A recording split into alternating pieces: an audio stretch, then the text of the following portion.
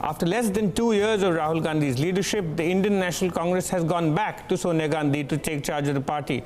This move made on late Saturday night has raised more questions about the leadership of India's primary opposition party than answering any. To make sense of what exactly is going on at 24 Akbar Road and field some of these questions, we have with us senior journalist Arati Jerath, Madhavan, Narayanan and Narayan Lakshman. Arati, how would you describe Saturday's event? Strange, expected or both? Well, I'm not surprised that they went back to Sonia Gandhi. What surprises me is that they took over 2 months to take that decision. I mean, actually, when Rahul Gandhi decided to resign, at that point, they should have appointed Sonia Gandhi as the interim president and said that now we will prepare for polls to elect a successor, a full-time successor to Rahul Gandhi. That's what they should have done. The point is that this party for 50 years now, and I don't think this party can do without the Gandhis, and I don't think the Gandhis will ever let go of the party either. So it works both ways. So I'm not surprised that they've gone back to Sonia Gandhi. The question is, what does the party expect to achieve now from Sonia Gandhi? You know, and I think that's really the question that we need to answer, that what do they expect of Sonia Gandhi and what can Sonia Gandhi deliver for the Congress at a time when the Congress is at almost its nadir. It has reached its lowest ever in Indian politics. I'll go into detail about what role Sonia Gandhi could potentially play and what she may not, given what role she's played over the last 2 years. In just a bit, Madhavan, before that, by going back to the past, does it effectively signal a retracement from the party's personnel and strategic choices made under Rahul Gandhi? Not really. Let me put it this way. I think I've been thinking on this issue for a while now. And to your question, the answer is a clear no. I don't think the party is facing an ideological dilemma from their own internal discussions, although I think there is a case to re-examine for Congress their ideological moorings. They have to do some course correction there. But that is not really what the leadership issue is all about. The arrival of Narendra Modi on the scene has created a piquant situation where the old talk of collective leadership as well as the parliamentary democracy style doesn't wash anymore. There has been a certain national mood now to have a leader who's a projected face. From that point of view, Rahul Gandhi was a projected face, but now he's obviously not working. So the real question is not of ideology, but of the face. So that brings me to the next question, and on whether there is any confusion on that count, the answer is yes. But I do not believe that it is the same old story as it is being made out, because let me take you back about 30 years. It's not as if Congress hasn't had a non-Nehru Gandhi president. We have had Narasimha Rao, of course, then we had Sitaram Kesari. Yes, it didn't work, but it's not as if it was anathema or they didn't try out. And right now, since Rahul Gandhi has himself relinquished office, it stands to reason that other names floating may not be something antithetical to the party culture at all. Because the real question to me is more deeper on the exact phase and the exact timing, on which I'll have more to say maybe down the program. But right now, all I can say is that there might be a method in the madness. I'm willing to elaborate, but I think we'll take it as a separate issue. I think they're deliberately not in a hurry to name a name because the time is not appropriate. Narayan Lakshman, a short while back I spoke to Rajiv Gowda, and the sense I got from him was that there seems to be a senior leadership of the party outside the family that's gone back to it. Even if there was a second and the third rung of leaders that was willing to take the family's word that they wanted to stay out at face value. What does that say to a number of regional chieftains who might want to break through to the top leadership of the party, perhaps at the cost of the old guard, be that from the state of Karnataka, from the state of Punjab, from Rajasthan and Madhya Pradesh? Where do they stand now? Well, Kaushik, I think many of these leaders that you mentioned, the particular states, have actually hailed the return of Sonia Gandhi, even if it's as an interim president. And I mean, without getting into too many specifics on, which leaders would be for a drastic change versus which leaders would be for a return of the family or the dynasty, because that is always sort of, a shifting ground. I think I would broadly understand that this party is facing a crisis rather on three different counts. The first is ideological. The second is, as my colleague just now mentioned, in terms of when he says projecting a certain face, I read it as presidential style politics. And the third is simply in terms of party organization. Do you want to really rejig the way that this party is organized? And that doesn't just mean bring in the next generation of leaders. It partly does mean that, but it also means at the end of the day, handing over the keys to the safe, because the dynasty also retains control, not just for sentimental and historic reasons, but they control the purse strings of the party. So until there is at least a concrete discussion on handing that over, if not actually handing that over, I don't think the party will ever succeed in moving beyond their orbit of influence. And they will continue to impact these other spheres where the party is facing a crisis. So, for example, will they allow a certain candidate, anyone? There are many capable candidates within the party. Will they allow one such candidate to take over the reins and be projected as the future candidate, as the future face in a presidential style contest against Narendra Modi and Amit Shah? I don't see that happening. And similarly, will they allow for a greater clarity in ideological definition of what the Congress stands for? That is the question that is echoing up and down this country. Do they stand for anything at all in the face of the BJP so clearly articulating what it stands for, whether you like it or not, or whether you agree with it or not? Fair enough. So these are the threefold challenges that I see. Right. Yeah. All right. Let's return to the point Arati had begun with. What's the role Sonia Gandhi could play in this arrangement? She already is and has been for the last 15 years the head of the UPA. So potentially, if Rahul Gandhi was somebody who allies were wary of, potential and existent, that's a role she's already played. On the flip side, as the mascot of the party in whose name votes are sought, she's somebody who stepped back from campaigning because of health reasons for a couple of years now. So to answer that, to go into detail on that, Arati, what's the role? How does she fit into what the narrative the party wants to build? So this is really, I think, the question, the dilemma that faces the Congress and the real challenge for Sonia Gandhi. I mean, having now taken over as interim president, what does she do?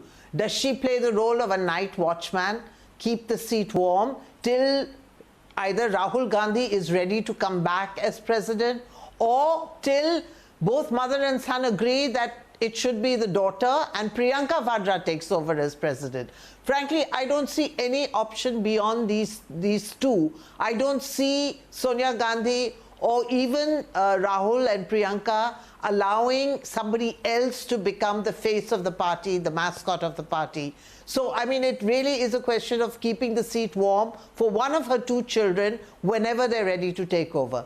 In the meantime, as she keeps the seat warm, what does she do? Is she going to strengthen the organization? She was party president for 20 years and she didn't do very much for the party organization. If anything, the party organization has, just gone from bad to worse to a point where it barely exists today. So, I mean, I really don't see her being able to rebuild the organization.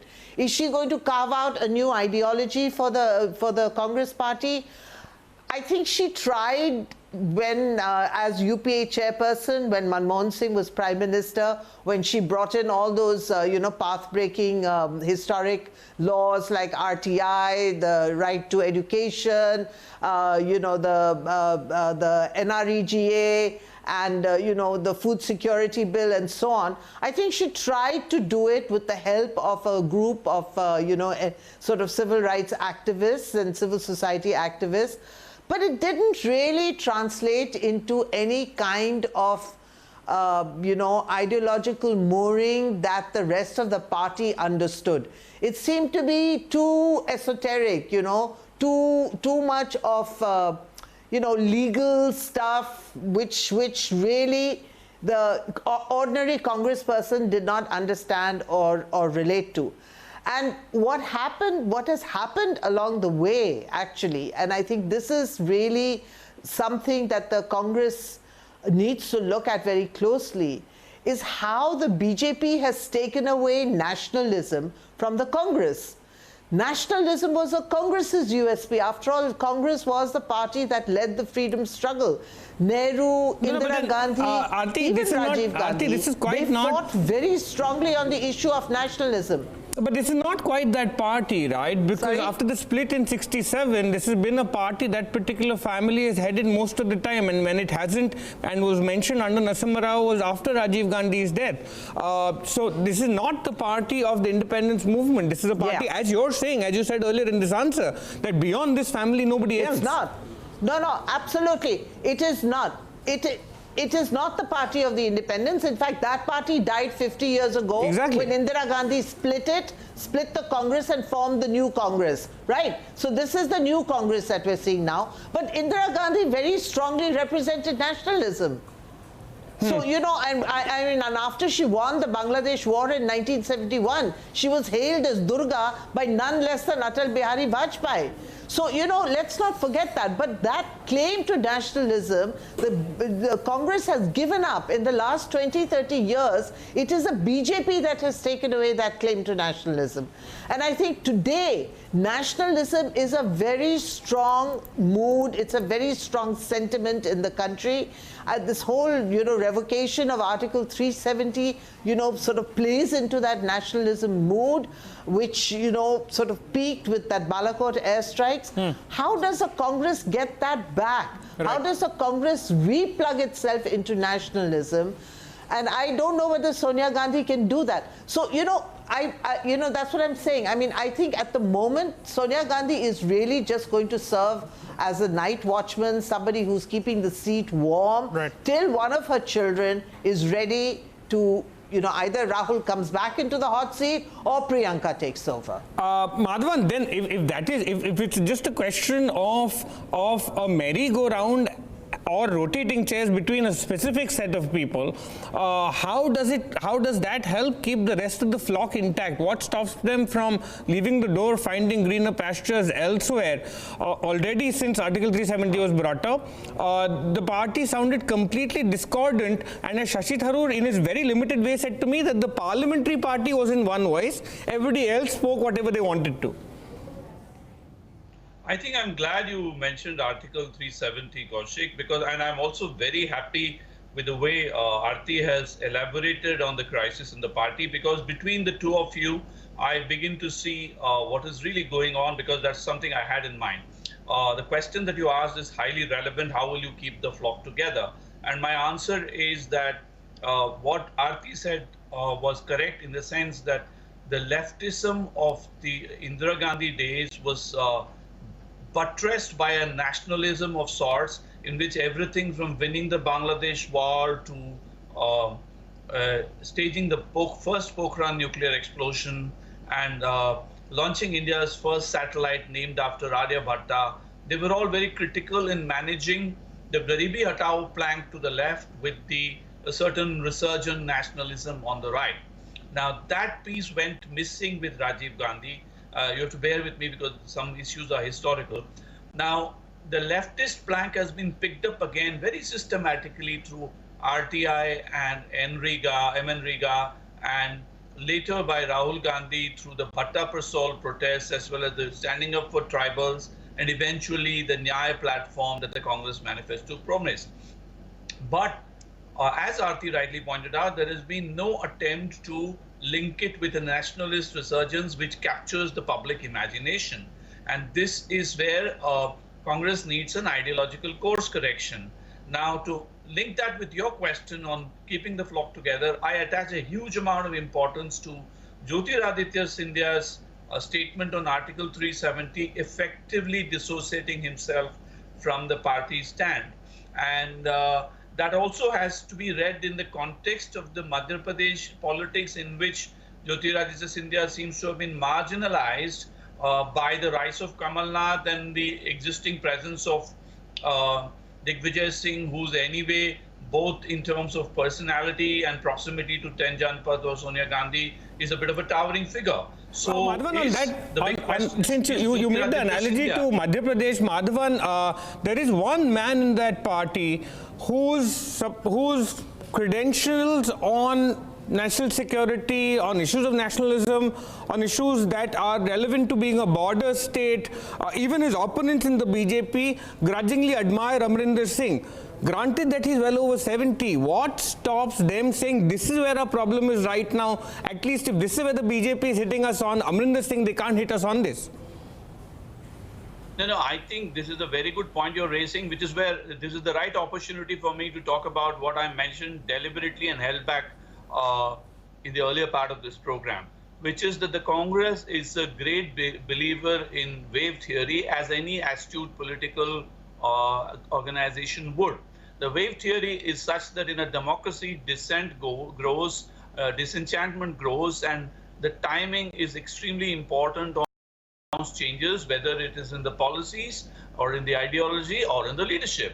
And this is too early in the game. The honeymoon phase of the BJP's second outing into power is not yet over. So the night watchman arrangement is the best thing that could be done to the party, because what is the hurry now? They will wait for the Maharashtra Assembly elections, see how the wind is blowing, and then probably get someone, a bit of a lame duck figure, who's not Nehru or a Gandhi, and then wait for the right opportunity. And depending on how the scenario moves, they will either have an ideological course correction or bring in Priyanka perhaps on this.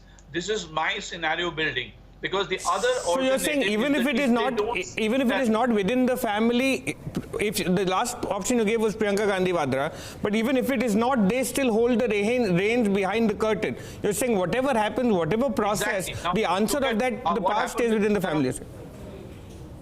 Yeah, in fact, I have lots of memories of covering the party on this. Right. The family ensures through its chief loyalists, minions, whatever you want to call them, that at some point a compromise candidate who's pliable and viable to the family is brought in. The real question is, will that figure be good enough in the current existential crisis? Because when Sitaram Kesri became the president of the Congress party, there was no existential crisis for the Congress. It remained the prime opposition party waiting to bounce back into power in spite of the rise of Vajpayee. Whereas this is an unprecedented crisis they are facing ideologically and in a sort of a decimation situation. Now, Amarinder Singh, even if he is to be brought in now, cannot be brought in right away, because this is like you don't play the trump card right away into the game. This is a game of a bridge in which a show of hands takes place later.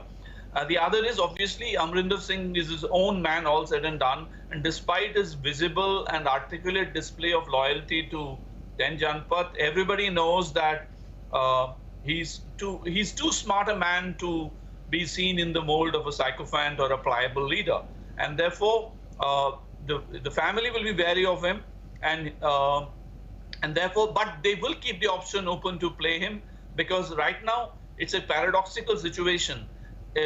You can't have the party without the family, but you can't have the family without the party. So at some point they will, to use a stock market analogy, at some point you have to give rights issues, even if it means diluting your earning per share.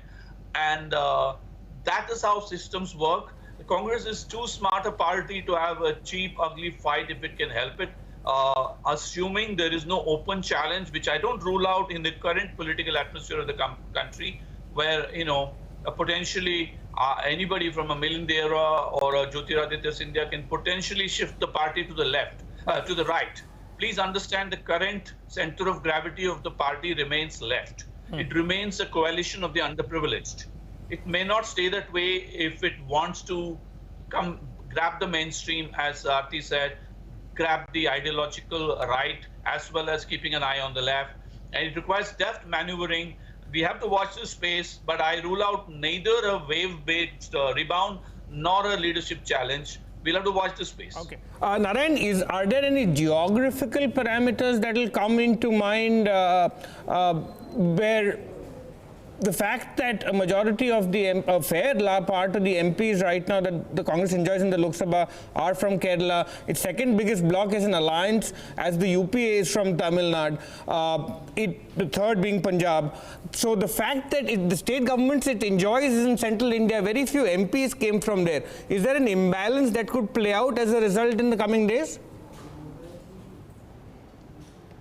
Yeah, Kaushik, I think that's possible. I think, however, I think the discussion earlier suggested, you could see more instability coming from those states where the Congress still has MPs.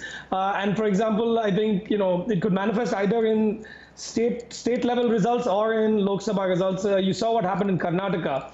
And I think, obviously, you're going to see this very sort of dominant politically dominant tone of the BJP from New Delhi, changing sort of the balance of power across states. And yes, while it's unlikely to happen maybe in Kerala and Tamil Nadu, there are always going to be MLAs. I mean, what the example of Jyotiradityya Scindia is a perfect one. His rhetoric has steadily been shifting in a certain direction, and it's sort of inevitable that the BJP's sheer muscle power, whether you're talking about political muscle or money muscle or any kind of muscle, that is going to have an influence on legislators, whether at the state level or the Lok Sabha level across the country. So I don't think geography is as much in play as it is, the overall ideological tilt and the party organizational tilt of the Congress.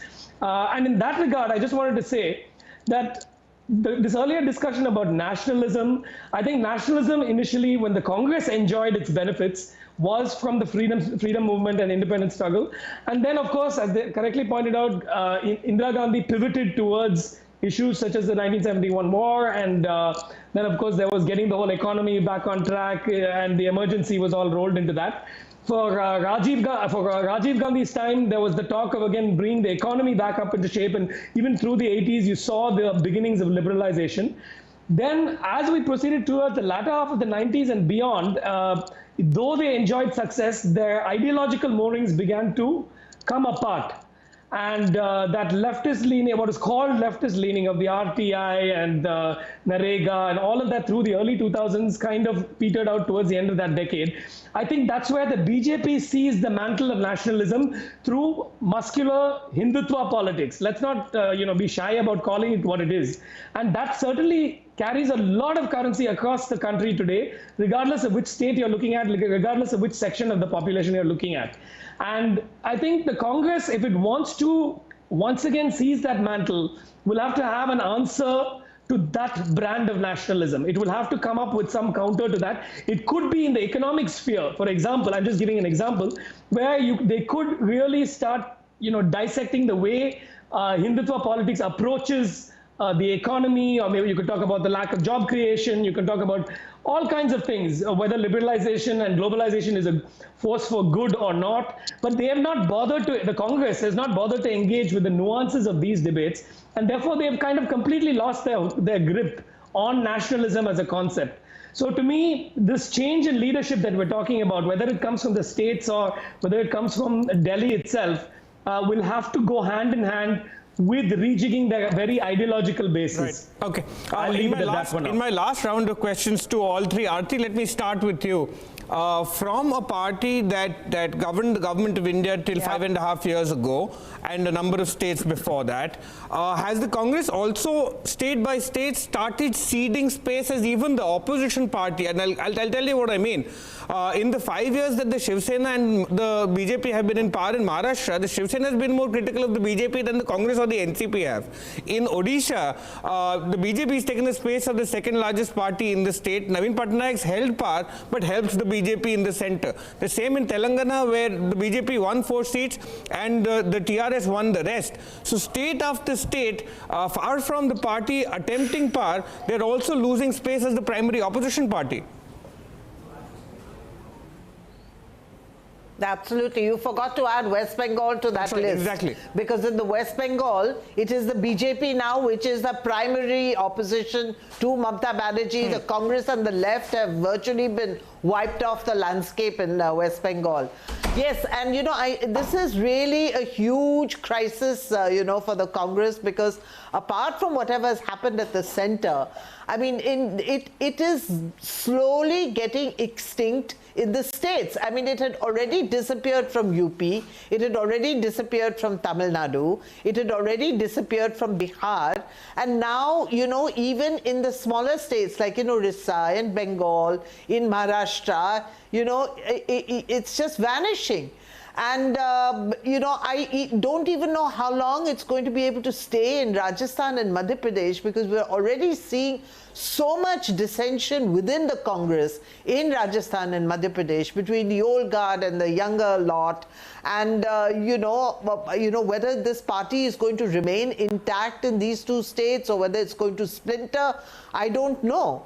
So, the Congress has a serious, apart from a leadership crisis, it has a really existential crisis, because the way things are going, will the Congress, Madhavan talked about the time being right, that the Congress is waiting. It is true that right now Narendra Modi dominates the political landscape so much that there's, you can't see any other political party. And the way the opposition has behaved in this just concluded session of Parliament, it's quite clear that there is really no worthy opponent to the BJP, to Narendra Modi, to Amit Shah. But the fact is that, while the Congress is waiting for that opportune moment to, to kind of, when maybe the, Modi government makes a mistake, or whether, like Indira Gandhi made that terrible mistake by imposing emergency, and that's how she lost power in 1977. Will the Congress still remain as an entity when that opportune time comes around? Will it still be there, intact and whole, standing, waiting to, sort of move in?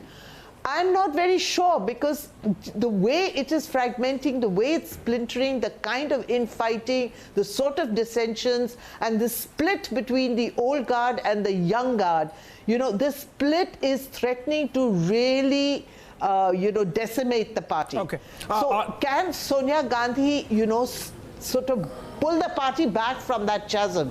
Okay. That I think we have to wait and see whether she's capable of doing that now at this point of time. Madhavan, on that point Arati just made, the fact that this amount of space that the Congress has ceded, I'm trying to understand, is that a vacuum that has been filled by regional elements, or much of the fact that a number of Congress leaders have moved to the BJP, that the BJP is occupying the space occupied by the Congress, in that its economic schemes are socialist, state-heavy, and along with that the nationalism. So the prototype of how to appear poor and how to appear strong on national security is just a template out of the 1970s, as Mrs. Gandhi did.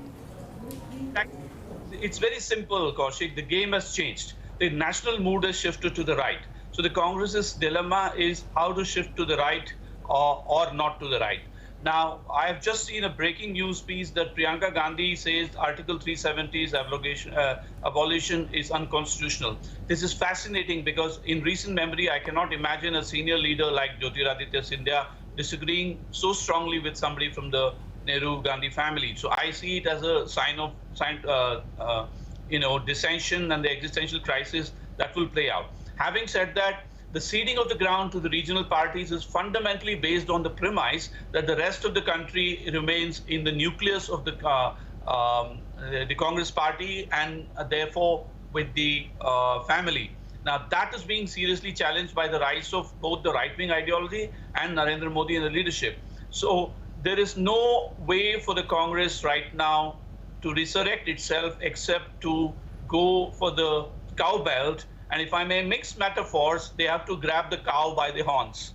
And that is where the game is at. And therefore, I would be seriously looking to either Congress projecting a Hindi-speaking or Hindi belt leader, or somebody from the Hindi belt trying to make use of the vacuum to throw a leadership challenge. This is where the game is at. All right, but that presents itself, the earlier question that I asked Narayan was that this might present itself, that imbalance which I mentioned, the fact that current strength of the MPs of the UP are predominantly from the south. So you'll have an immediate problem of saying that's not who represents us right now, an idea that says Hindi first, right? The last question to you, Narayan, in the middle of all this is the fact that a number of leaders have formally put their hands up, willing to take some more responsibility, and these are people who've been on TV, on digital media in the last 2-3 weeks. But that has happened in a hesitating way. The way this has played out since May, the fact that Rahul Gandhi said nobody from the family, so who else, and the way Sonia Gandhi got brought back, is it almost something that everybody else in the party will be apprehensive of putting their hands up because it will be seen as a loyalty test? Yeah, Kaushik, I mean, to me, the whole Congress machinery's obsession with the dynasty is a bit like alcoholism. Like, you very often have the intention to try and maybe break away, and you even make a few half steps to get away from it, but the pull of it is just like the gravitational pull of the sun, and it's pretty hard to break away from. So, it's gobsmacked me many times to actually see even very articulate, very much 21st century digitally savvy leaders like Shashi Tharoor come all the way to the brink of saying, we need a change, we need a break from the past, and yet somehow unable to actually even put it into words to say, no, the family's grip on the core of this party has to be loosened, if not broken, and they have to encourage the next generation of the leadership, including myself, to come up. Why not have the guts to say that? So this is deeply institutionalized within the DNA of all Congress leaders. Right. And I believe only those who have come up are those who have kind of imbibed that philosophy. So I think the fact that it's clinging on to power from, leaders in the South, let's say like DMK, who are allies of the within the UPA rubric, that is not necessarily a framework that can sustain this party into the future. I think they're going to have to, I must agree with my colleagues here, that they'll have to pivot a bit either to the right, or they'll need a very, very fresh approach to challenging Narendra Modi's ideology and his style, his presidential style of politics, and his projection as being a politician representing every man, the common man. He can reach into your pockets. He can transform the life of every Indian in every hamlet. That is what he's projecting. And, there's no single leader, even putting up their hand right now, who can actually aim for that unless the family itself, in a with a sense of graciousness, steps back and allows that to happen. And as I said, that will involve not only changing the very DNA and the ideology of the party, but it will also involve handing over the keys to the safe. All right. And I don't see that happening for a while. Okay, on that note, Arati, Madhavan and Narayan, thank you for trying to make sense of some of the strange workings of 24 Akbar Road and the fact that it's gone back to 10 Janpad for help. Thank you for watching.